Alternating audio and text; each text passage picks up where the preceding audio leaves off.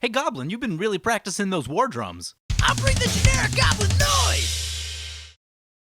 Hey gang, using the promo code MTGMudsta, one word, all caps, will get you 10% off orders of $10 or more at Flipside Gaming, Original Magic Art, and orders of singles at Multizone. If they don't have what you're looking for, you could check out TCG Player and use my affiliate link to help support the channel. Looking for a way to bling out your deck and not spend a fortune? Alter Sleaze can help with that, and you can help with the channel at the same time by using my affiliate link. Or, if you're looking to join the Goblin Gang, you can always support me through Patreon.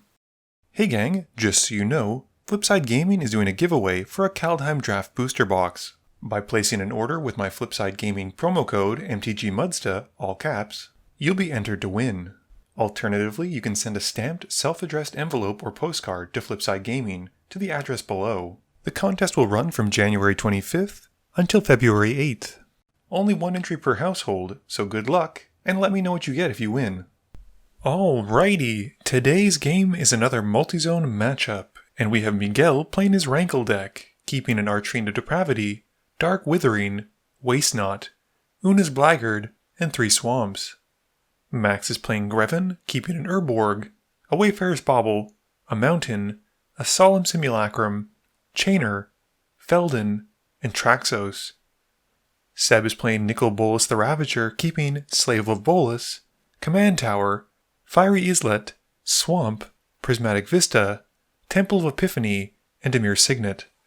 And last but not least, Joey is playing Azusa, keeping an Emrakul Promised End, Court of Calling, Ancient Stirrings, 2 Snow-Covered Forests, Windswept Heath, and an Eldrazi Temple. Miguel wins the die roll and starts us off. Miguel plays a Swamp and casts his Wayfarer's Bauble. Max does something similar, playing the King of Swamps, an Urborg, and then taps 1 for his own Wayfarer's Bauble.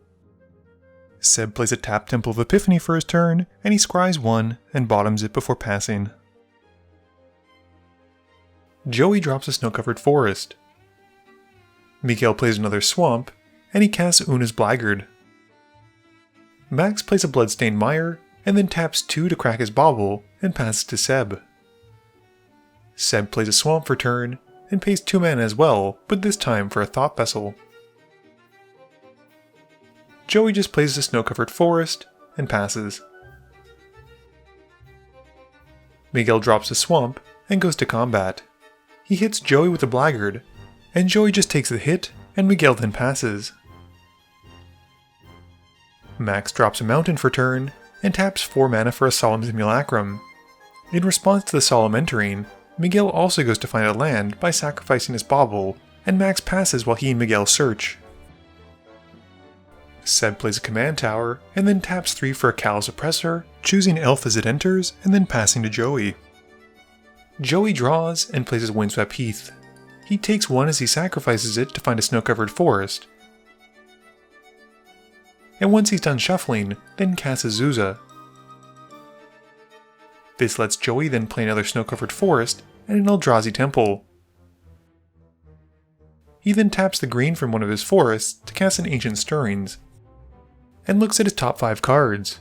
He reveals Temple of the False Gods, putting it to hand, and then passes to Miguel. Miguel plays a Swamp and brings out Rankle. As his commander comes in, the Blackguard gives Rankle a +1/+1 counter for being a rogue. Miguel then heads to combat, swinging at Joey.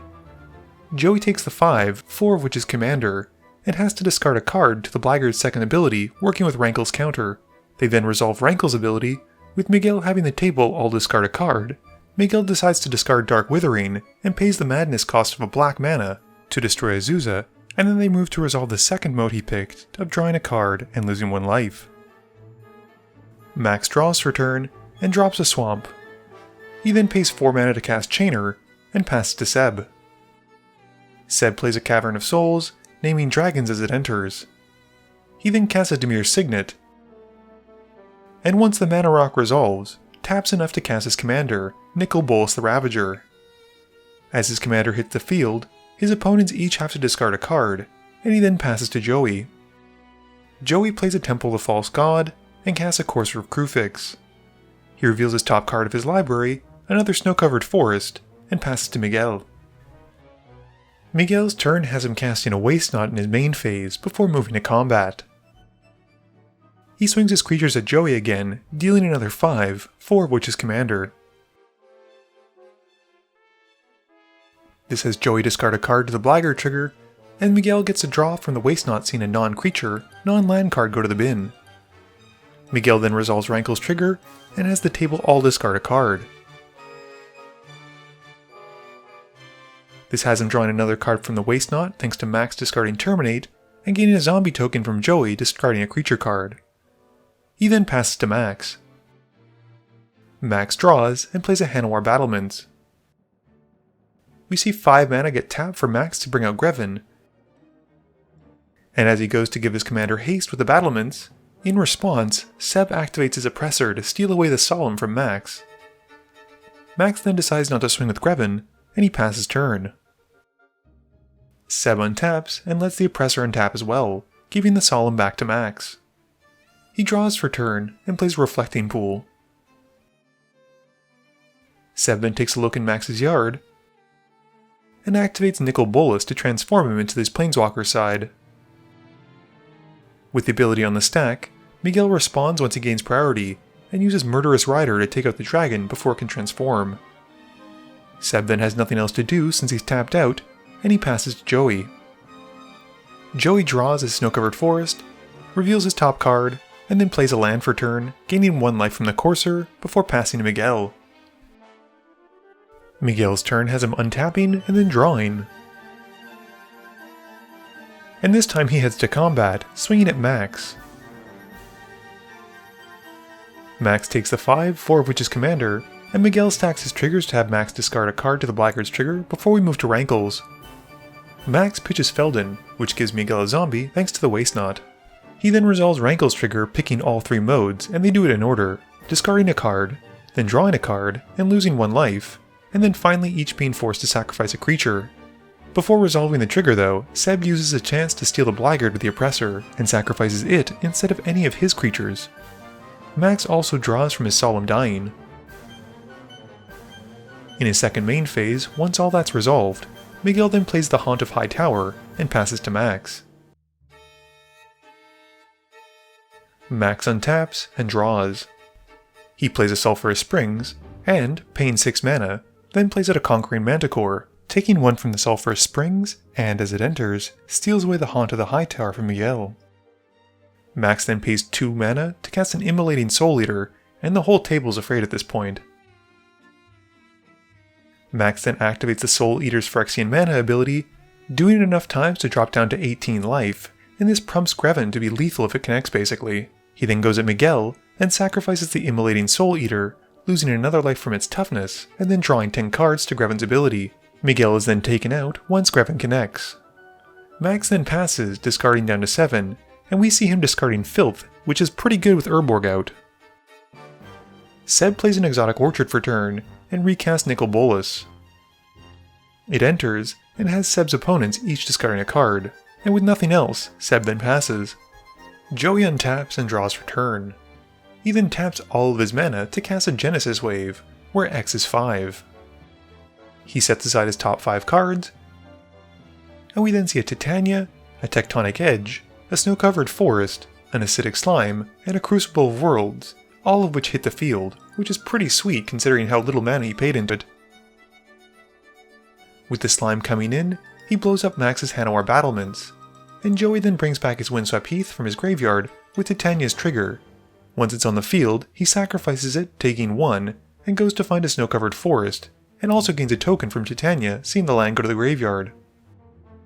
He then replays the Heath as his land for turn with the Crucible, and does it again, sacrificing it, losing 1, going to find a Snow-Covered Forest, and getting another token. With nothing else, Joey passes to Max. Max plays a Rogue's Passage, and activates it to give Greven unblockable, worried that Joey will use a Tectonic Edge to take out Urborg and screw up his Filth interaction. He also loses 1 life from the Sulphur Springs, which pumps Greven by +1/+0. He then discards a Mountain to Chainer's ability, which lets him cast from his graveyard the Immolating Soul Eater. Moving to combat, he swings Greven at Joey, and responding to Greven's trigger going on the stack, Max activates the Soul Eater's ability 7 times, losing 14 life and pumping Greven by plus 14/+0. He then resolves the Greven trigger, sacrificing the Soul Eater to draw 7 and lose 1 life, pumping Greven by a further +1/+0. Joey can't block this sadly, and activates his Tectonic Edge before getting taken out to blow up Max's Rogue's Passage. Joey then takes the hit and loses, and Max then announces he's passing. At the end of turn, Seb steals Max's Manticore, and Max is kicking himself for forgetting about the Callous Oppressor. Seb untaps and draws. He plays a Mana Confluence as his land for turn, and then in a thematic win, plays out Slave to Bolas to steal Greven from Max and kill Max with his own commander.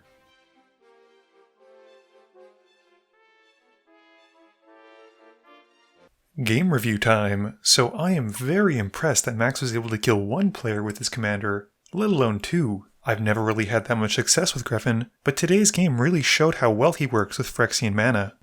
I think Miguel had a very aggressive start with Rankle, but I think where he made his mistake was by going so hard on 1 player initially, despite the fact that no one really had a board state except for him. This, plus forcing everyone to discard cards from their hand, is a great way to paint a giant target on your face, and as a result, it seemed like everyone went after him once they had a bit of a board state. I feel kind of bad for Joey. It seemed like all he wanted to do was play lands, and even though he didn't really do very much. But by the time that he got all of his permanents, people were pretty far ahead of him. I'm sure a lot of people are going to say that Seb really didn't deserve the win, but let's face it, he sat back and let his opponents beat the heck out of each other, and then was able to steal a commander, and kill the player with the very commander he stole, which in my books is a pretty stylish way to win.